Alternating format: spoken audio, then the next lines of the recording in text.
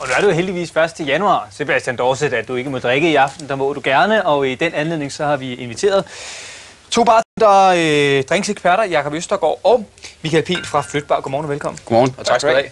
Michael, vi skal jo igennem ikke mindre end en 3-retters nytårsmenu. Jamen altså, vi har lavet en 3-retters nytårs cocktailmenu. Og vi har ligesom taget udgangspunkt i nogle spiritus og nogle ingredienser, som vi har i hjemmet. Og mange, når de hører ordet cocktail, så står de helt af, og det er for kompliceret for dem. Men altså, når man har, kan man sige, grundstenen i en cocktail, så har man faktisk muligheden for næsten at komme rundt om alle alskens forskellige cocktails. Og hvad er det, menuen den består af? Jamen altså, vi har valgt at lave en aperitif til start på, for at vække appetitten. Vi går videre til at lave en alternativ til en dessert. Kommer ind på hvilken. Og jeg ved, den glæder Cecilie sig usandsynligt meget til. Også utrolig lækker. Jeg kan bare nævne ordet bananasplit. Ja, den er lækker. Det er den. Og til sidst så slutter vi af med en after dinner drink som en pendant, en kop kaffe. Og det er ligesom menuen for i dag, vil jeg sige. Og Jakob, aperitiffen. Lige præcis. Lad os starte med aperitiffen. Vi har prøvet at sammensætte en aperitif, som vi i aftens anledning har valgt at kalde for New Year's Divine. Den består meget, meget simpelt faktisk af en kollegas mor Lilians hyldebærsaft, som er en lidt tør saft, som vi derfor har kogt sammen med lidt vaniljestænger. Man kan også her vælge at bruge vaniljepulver, hvis det er, man ikke lader vanilje, eller frisk vaniljesteg ikke derhjemme. Mm-hmm. Når det er stået og simret i omkring en 5 minutters tid, det må helst ikke stå for længe, for så bliver det ligesom for karamelliseret i massen, så køler man det rent og skærer ned. Vi har selvfølgelig så snydt lidt, og har allerede kølet lidt ned her. Så tager man et frossent jordbær, som så derfor virker som en isterning, propper ned i champagneglasset, og så hælder man ren og skær, så topper man ren og skær med den her saft, som kommer der. Ned med den. Således. Og man kan også vælge at sige vaniljekernerne eller kornene, hvis det er, man ønsker det. Man kan sige, det vi har søgt på at søge her, det er, at en aperitif, den skal helst ikke være for sød, for så bliver den for mættende. Den må helst ikke være for stærk, for så bedøver smagsløget. Det skal helst være sådan en frisk oplevelse, hvor man simpelthen lige får vækket appetitten, og man går ind og får renset munden, sådan, så man simpelthen er bedst muligt stillet til det her måltid, man skal ind og tage. Og så toppet af med en muserende vin. Lige præcis. Og ikke nødvendigvis en champagne.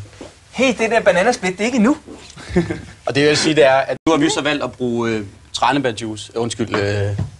hyldebærsaft, det er det, jeg mener. Man kan også bruge en hvilken som helst anden saft, man har i hjemmet. Altså, det er alt afhængigt af smagen, hvad man har lyst til. Har man lyst til en appelsin, har man lyst til æble. Lige præcis. Og på samme måde så er det også vigtigt, at den champagne eller cava eller mousserende vin, man nu vælger at bruge, det behøver bestemt ikke være noget som helst dyrt, og det behøver ikke være nogen dyr champagne. Det vil næsten kun være synd at bruge en dyr champagne. For så er det ligesom, at man går ind og fjerner de smagsnuancer, som der nu er lagt i den her dyre champagne med den der saft. Hende mor Lilian, hun kan noget. Det kan I også. Den smager sandsynligt godt. Glæder dig til. Ja, men jeg har simpelthen stået og lavet englehop over i hjørnet, ligesom jeg hørte, det var det, jeg skulle have. Og udover flere cocktails, så er der også gode råd til årets sidste fest, takt og tone, hvordan skal man opføre sig. Og hvis man skal ud og rejse i morgen, hvor det gule sygesikringskort er underlagt nye regler, så er det en god idé at kigge med på gensyn. Skål. Her er jo så flere gode råd i cocktailsafdelingen. Michael og Jakob, hvad skal vi til nu? Ja tak. Nu vil sige, nu har vi bedt os for en aperitif, til en forret, til en hovedret og kommet til desserten. Og da der ikke er nogen, så vidt vi ved, en tradition for en dessert, ligesom at man skal have nytårstorsk, man skal have risalemang til jul, jamen så har vi valgt at tage en velkendt og vellidt dessert, en bananasplit, og overføre den til cocktailens verden. Det går ud på, det er, at vi vil lave en banana daiquiri, vi vil lave en Baileys flødeskum, og til sidst vil vi lave en skum af vanilje og vodka.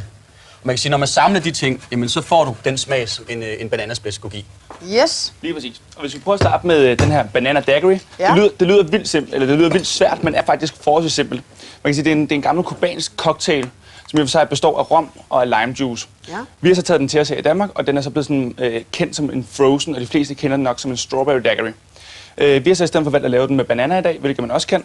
Det vil sige, at vi har faktisk taget de normale ingredienser, det vil sige, at vi har taget noget lime juice, og vi har taget noget rom. Men så har vi rent gjort det, at vi også bare tiltaget lidt normal banan, og så har vi taget lidt bananlikør. Og bananlikøren er selvfølgelig måske det eneste, man ikke selv lige har derhjemme. Men ellers så burde det faktisk være lige til.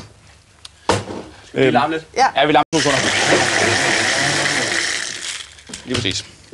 Det vil sige, her har vi faktisk første del af vores bananasplit. Så det er bananer, det er bananlikør, og det er lime juice og rom. Og rom. That's it. Lige præcis. Det er meget simpelt, og som jeg sagde før, jamen cocktails er i bund og grund ikke så svært.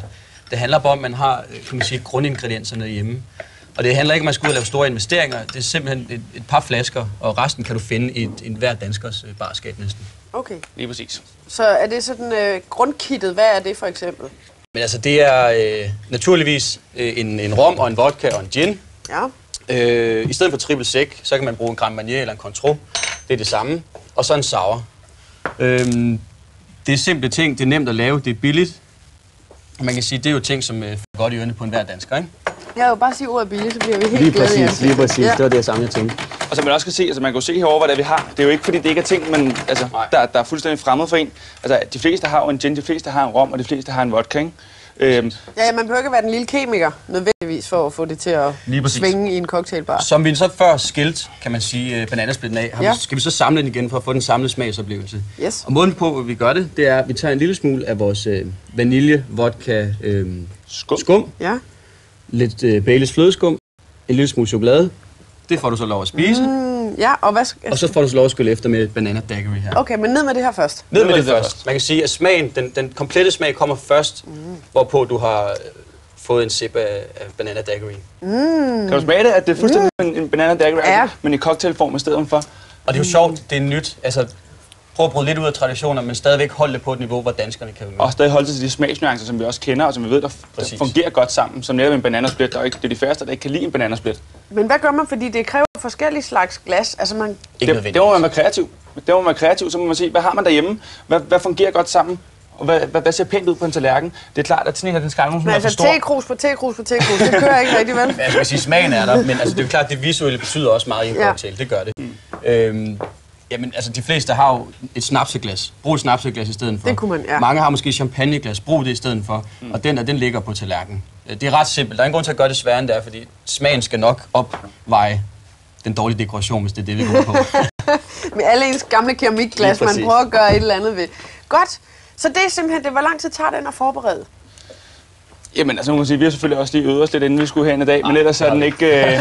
men jeg vil sige, det er ikke nogen større proces. Altså, nu har vi lige gennemgået ingredienserne i den. Jeg vil sige, hvis man sørger for at holde sig lige til indkøbslisten og lige til de ting, som også står inde på hjemmesiden, så vil jeg tro, så er der en hurtig shoppetur, og derefter så tager det omkring en halv time max. Max. Absolut max en halv time. Okay. Det gør det heller ikke, men det kommer være på, hvor mange man skal lave. De ingredienser, som vi har brugt her i, har vi så også brugt tidligere. Kan bruges i mange andre drinks. Så det du bruger her, det er ikke sådan, du kommer til at vente til næste nytårsaften med at skulle bruge det igen. Du kan bruge det senere på aftenen til de cocktails, I skal i gang med at lave. Altid. Og vi runder lige en mere, når vi vender tilbage. Det er lige om lidt. Vi skal have lidt mere. Og så er vi tilbage i nytårsbaren hos Jakob og Michael, og I har taget lidt forskud på glæderne, at I ført mig nytårshatten. Ja, tak. Og hvad skal vi drikke til hatten? Fint ud. Ja, ikke? Jamen altså, vi har valgt at lave en espresso martini, kan man sige, som alternativ til en kop kaffe. Nu har man siddet og fået varm mad, og man har fået varm julemad, måske lidt oppustet her til sidst på året. Så derfor har vi valgt at lave en espresso martini. Som vi først faktisk har valgt ved at... Vi har taget martiniglasset her, og så har vi kølet det af ved at proppe isterninger op i sammen med lidt vand, hvilket er et super trick at bruge, netop på grund af, at det er en lidt koncentreret drik, som man skal sidde og nyde over en lidt længere periode. Og derfor så nytter det ikke noget, at den står og bliver varm, man bruger en halv time på at nyde den her cocktail. Derfor er det også vigtigt, at glasset også er afkølet på forhånd. En super simpel detalje, som tager 2 sekunder at praktisere. Ja, det er smag. Vi skal lige have 2 sekunder her. Ravnebarnet, der så noget, der glimtede. Sådan. Nå ja, vi skal lige med jo. Ja, vi skal i hvert fald lige have lidt drink i glasset først. Ja, lige præcis. Det er jo vand og isterninger. Præcis. Så bliver det ikke nogen sjov nytårsaften. Det var gimmicken for at køle det af. Så kan man bare få hørt nogen sige martini, så tænker jeg, det er jo en klar væske. Det er det, der er i glasset. Men der er ikke med espresso, den kommer der jo. Ja. Fortæl lige, hvad der... Jamen, den kan laves på 2 måder. Man kan sige, den mest velkendte måde, det er, hvor den bliver lavet på Kahlua, på espresso-kaffe. Man kan også bruge en stærkere kaffe, almindelig kop kaffe derhjemme, som ikke har andet. Eller gin eller vodka. Man bestemmer selv. Man kan sige, at den rigtige måde at lave på, det er med en gin, for den giver lidt mere kant. Men den mere bløde måde, hvorpå alle måske nok vil have nemmere ved at drikke den, jamen det er det, hvis man putter vodka i.